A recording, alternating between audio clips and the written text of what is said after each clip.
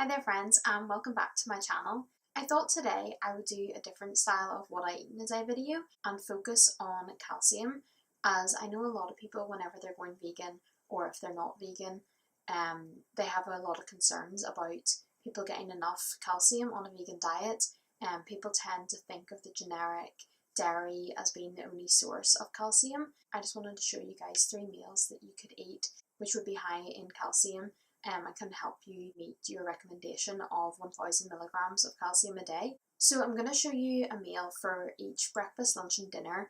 You don't necessarily have to have all 3 of these in a day because that would actually put you over what you're recommended, but there are 3 meals that are particularly high in calcium which you can interchange with whatever else. The dinner meal is actually 80% of your calcium intake for the day on its own. So first of all, I just wanted to make clear why calcium, why it's important and why you need to get enough. So everyone thinks of calcium as being essential for your strong bones and teeth, which is very true.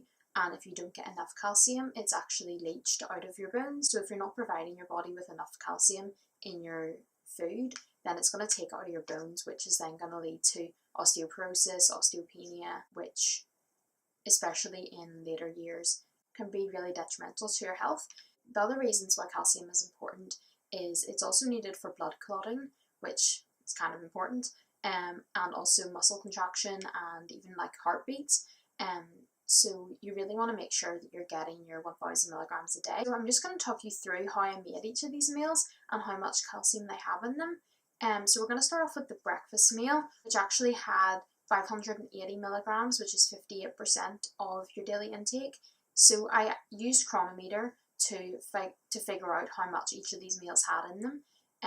So there's probably slight variations depending on brand, etc. Like I used almond milk, which had quite a lot in it, whereas you might use a different almond milk or a different plant milk that doesn't have as much in it. So just keep that in mind. Also with the tofu later on, it had quite a bit in it, whereas some tofus don't have a lot in them.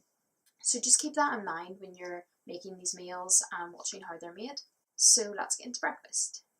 For breakfast, I made this oatmeal with gluten-free oats, chia seeds, chocolate protein powder, almond milk, and then I topped it with banana, peanut butter and berries. This breakfast had 580 milligrams of calcium in it, which is a really great start to the day with 58% of your daily intake. A lot of the calcium came from the chia seeds and the almond milk, and the protein powder also had quite a bit, so this is a great one to start off your day. Next we have lunch, which had around 300 milligrams in it. A lot of this came from the white beans and also the broccoli. We've also got potato, spinach, nutritional yeast and avocado in there. You could also try combining the broccoli and white beans with some of your other favourites.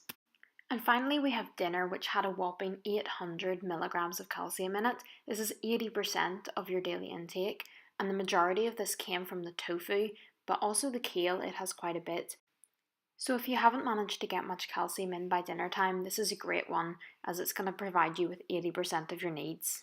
So that's all 3 meals. I hope you've really enjoyed this style of video and found it a little bit helpful. I could also do one for iron or zinc, magnesium, omega-3s, etc. if you would be interested.